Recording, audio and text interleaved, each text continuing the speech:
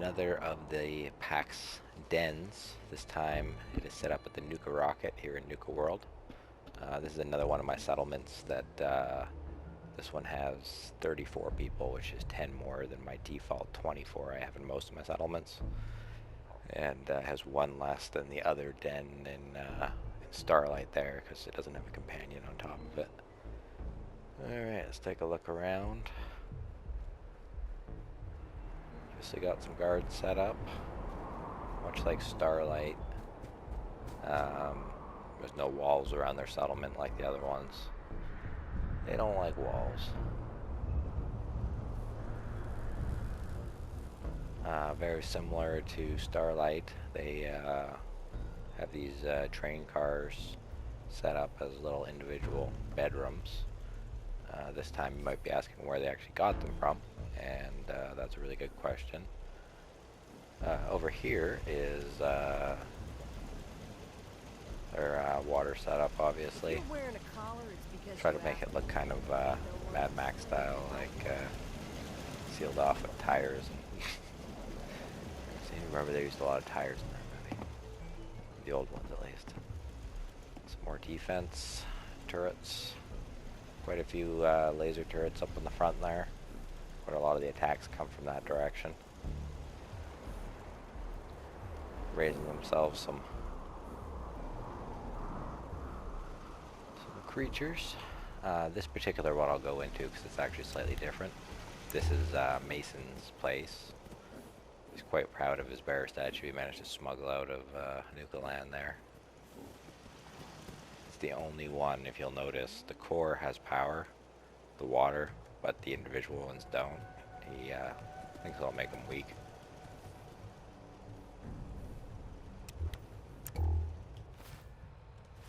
And it's the only one that's decorated because only he deserves to have decoration. So here's where his three top guys, I guess his three top lieutenants, sleep or whatever. And this is Mason's power armor. It's a slightly different set. They use the shielded ones most of the time. And I like to pretend this is like a broken down shielded one that he's repaired himself, that he has too much pride in his own ability that he won't let other people repair it for him, and it's actually not even as good. The one thing he does have is Tessa's fist, so he has the one Raider legendary item, which has quadruple strength, so, you know, it's probably slightly better than the average. Here's Mason's little bed area. Got radio to communicate with some of the other pack out there in their smaller dens. A couple of his favorite items. And yeah, do not use Mason's suit.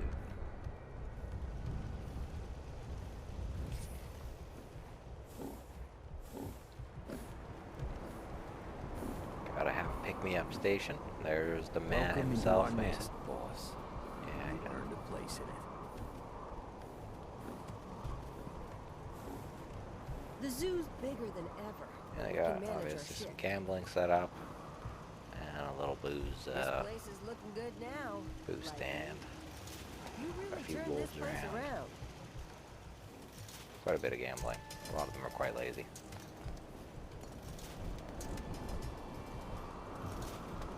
And then some shops, most of which I'm not exactly sure which ones they are, because they're not great at labeling stuff. This is an ammo shop. I want to say gear and maybe chems. No, chems in the background there, so I was wrong.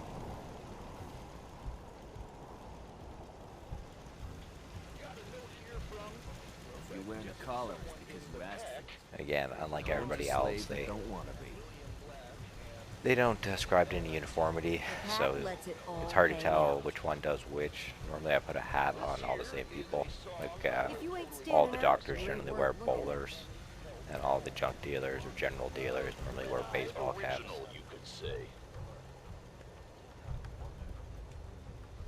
Dude, the zoo's bigger than ever, but we can manage our shit. Yeah, this person running the day-to-day operations, I'm sure with Mason around, that's not easy. Hey, don't let running things give it away, party. The normal shielded power armor that the pack uses.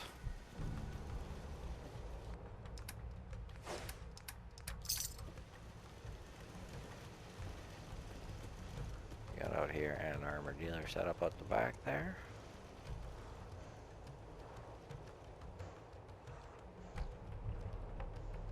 So there's literally nothing special about these. If someone puts something up, it'll be ripped down and they'll probably get some lashes. So we do have a little arena, not as big as the one in Starlight, and not with as many many items really. But a few people have fought it and died over time. It does have some stuff in it that you can pick up if you manage to make it up here even. Something quite good, but obviously there's no getting out alive unless they let you. They don't have horse armor here, so they just have a shielded set to set up to jump in if need be. Gotta chase what you want to catch. And I believe I have set up, yeah, they have captured some slaves and have them out here. Yeah, they got their collars on, doing farming for them. You sure showed the breeders who the alphas are. That was not that slave. Pack That was dominates. somebody else.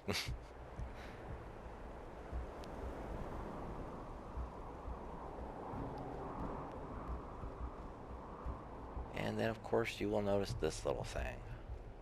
At one point, I like to pretend I inhabited this as my temporary Nuka World base, and I set up this watchtower so I could see things a distance away.